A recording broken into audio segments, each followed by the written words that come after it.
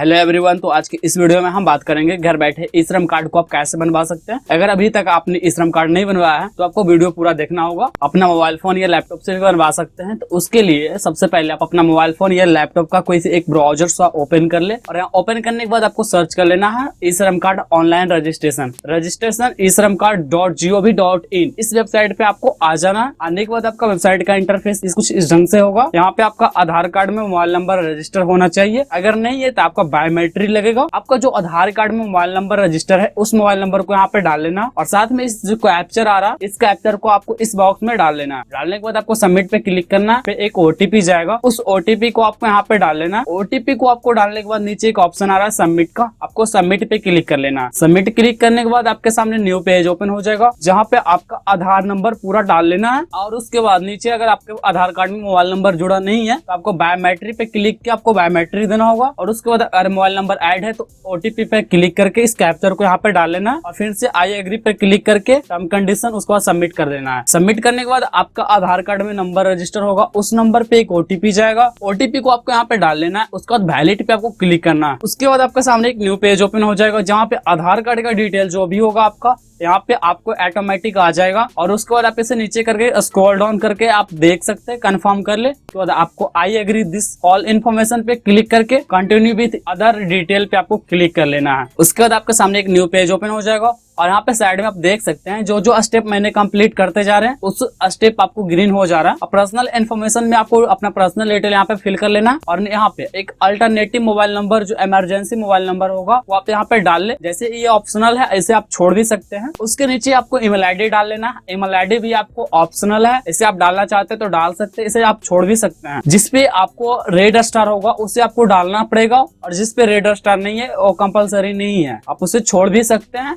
तो नीचे आ जाना है। उसका मेरिट स्टेटस में आप सेलेक्ट कर सकते हैं। अगर आपका शादी हो चुका है तो आपको मेरिट पे सिलेक्ट कर लेना है। अगर नहीं हुआ है तो अनमेरिट पे जो भी है आप अपने हिसाब से यहाँ पे सेलेक्ट कर ले। आपको फादर नेम यहाँ पे डाल लेना और नीचे आ जाना है। उसके बाद नीचे आपका जो कैटेगरी होगा आप अपने हिसाब से सेलेक्ट कर लेंगे। उसके नीचे यहाँ पे ब्लड ग्रुप आप अपने हिसाब से सेलेक्ट कर ले, ये भी ऑप्शनल है, इसे छोड़ भी सकते हैं आप। उसके नीचे अगर आप विकलांग है तो वहाँ पे यस पे क्लिक करके ले और नहीं तो आप नो पे क्लिक कर ले। उसके नीचे आपको नॉमिनी डिटेल में आ जाना है। नॉमिनी डिटेल में आप जो नॉमिनी का नाम, नॉमिनी का डेट ऑफ बर्थ और उसका जेंडर जो भी आप यहाँ पे सेलेक्ट कर ले। और उसके नीचे नॉमिनी के साथ जो रिलेशनशिप आपका है वो आप सेलेक्ट कर ले। नॉमिनी डिटेल डालने के बाद आपको सेव एंड कंटिन्यू पे क्लिक कर लेना है। यहाँ पे आपको स्टेट अपना सेलेक्ट कर लेना है। नीचे आपको डिस्ट्रिक्ट जो भी आपका है हिसाब से सेलेक्ट कर ले। उसके बाद ऑप्शनल है, इसे आप छोड़ भी सकते हैं। यहाँ पे अगर आप शहर से है तो अर्बन में सेलेक्ट कर लेना। अगर आप गांव से है, कस्बा से है तो आपको रूरल में सेलेक्ट कर लेना और आपके हिसाब से आप अपना हाउस नंबर यहाँ पे डाल ले। हाउस नंबर अगर नहीं याद है तो आप वोटर कार्ड में देख सकते हैं। और नीचे ये ऑप्शनल है, इसे आप छोड़ भी सकते हैं। उसके नीचे स्टेट को आपको सेलेक्ट कर लेना है।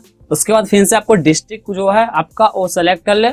सब डिस्ट्रिक्ट ये ऑप्शनल है, आप इसे छोड़ भी सकते हैं। और नीचे आप अपना पिन कोड जो होगा आप अपने एरिया का पिन कोड यहाँ पे आप डाल ले। नीचे में यहाँ पे आप इस एरिया में कितना साल से रह रहे हैं, कितना दिन से, वही हिसाब से आप यहाँ पे सेलेक्ट कर ले। 10 साल, 15 साल, 25 साल से प्लस आप अगर यहाँ रह रहे हैं। उसके नीचे आपको आ जाना है। यहाँ पे अगर करेंटली एड्रेस और परमानेंटली एड्रेस दोनों आपका सेम है तो इस चेक बॉक्स पे आपको टिक कर देना। अगर आपको अलग अलग है तो आपको इसे नीचे आके फिल कर लेना है जो भी करंट एड्रेस आपका होगा। उसके बाद आपको सेव एंड कंटिन्यू पे क्लिक कर लेना है। इसके बाद आपके सामने एक न्यू पेज ओपन हो जाएगा जहाँ पे आपको फर्स्ट में क्वालिफिकेशन आप जहाँ तक पढ़े हैं उसका क्वालिफिकेशन जो भी आपका करंट है वो आप यहाँ पे सेलेक्ट कर ले। इसके नीचे आपका मंथली इनकम जो भी होगा आपको यहाँ पे डाल लेना। उसका आप सर्टिफिकेट अपलोड करना चाहते हैं तो यहाँ पे आप अपलोड कर सकते हैं। उसके नीचे आपको आ जाना है, सेव एंड कंटिन्यू पे क्लिक कर लेना है। आप जो भी फील्ड में आप काम करते हैं, आपके पास जो भी स्किल है, आप उसका 2-4 अक्षर आप फर्स्ट का आप टाइप करेंगे तो आपको ऑटोमेटिक नीचे सजेस्ट कर देगा।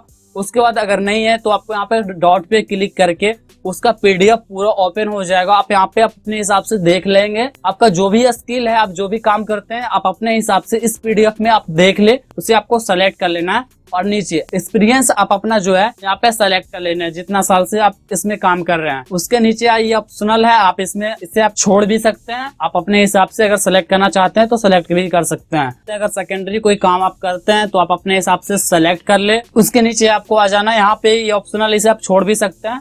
आपने काम ये जो है आपने खुद से सीखा या फिर कोई इंस्टीट्यूट के सहायता से आपने सीखा है, आप अपने हिसाब से सेलेक्ट भी कर सकते हैं, इसे आप छोड़ भी सकते हैं। उसके बाद नीचे आपको सेव एंड कंटिन्यू पे आपको सीधे क्लिक कर देना है। तो आपके सामने एक न्यू पेज ओपन हो जाएगा जहाँ पे आपको बैंक डिटेल, आपको जो पेमेंट आएगा वो बैंक डिटेल आपसे कंफर्मेशन के लिए पूछा जाएगा, आपको यहाँ पे डाल लेना है। फर्स्ट में आपको अकाउंट नंबर आपको डाल लेना है, सेकंड में फिर से कंफर्म अकाउंट नंबर आपको डाल लेना है और आपका अकाउंट पे जो नाम है वो आपको अकाउंट होल्डर नेम में डाल लेना है। उसके बाद आपका IFSC कोड जो भी होगा यहाँ पे डाल लेना है। उसके बाद आपको सर्च के आइकन पे क्लिक करना है, तो आपका बैंक नेम और आपका ब्रांच जो भी होगा नीचे ऑटोमेटिक आ जाएगा और दोबारा से आपको सेव एंड कंटिन्यू पे क्लिक कर लेना। तो अब फिर से आपके सामने एक न्यू पेज ओपन हो जाएगा। यहाँ पे आपने जो जो डिटेल आपने डाला है वो आपको सारा यहाँ पे दिख जाएगा। आप एक बार ऊपर नीचे करके आप अपना पूरा डिटेल को कंफर्म कर ले। कंफर्म करने के बाद आपको नीचे आ जाना है। आप यहाँ से डाउनलोड भी कर सकते हैं, प्रिंट पे क्लिक करके आप इसे प्रिंट डाउनलोड भी रख सकते हैं। नीचे आ जाना है सबसे नीचे कंफर्मेशन के बाद। उसके बाद इस चेक बॉक्स पे आपको टिक कर देना है। टिक करने के बाद आपको सबमिट करके एक ऑप्शन आ रहा है, इसे सबमिट पे क्लिक करें। उसके बाद आपको फाइनली ई-श्रम कार्ड बन के रेडी हो चुका है। आप देख सकते हैं आपका यूनिक आइडेंटिटी नंबर भी यहाँ पे मिल चुका है ई-श्रम कार्ड का। इसे डाउनलोड पे क्लिक करके यहाँ से आप इसे डाउनलोड और प्रिंट आउट भी कार्ड पे निकलवा सकते हैं। अगर दोबारा इसमें कोई करेक्शन करना हो, अगर आपने कुछ गलत फिल कर दिया हो, आपको उसे चेंज करना हो, तो वीडियो जल्द ही चैनल पे आ जाएगा। तो चैनल को सब्सक्राइब और वीडियो को लाइक जरूर करके रखना। Thank you so much.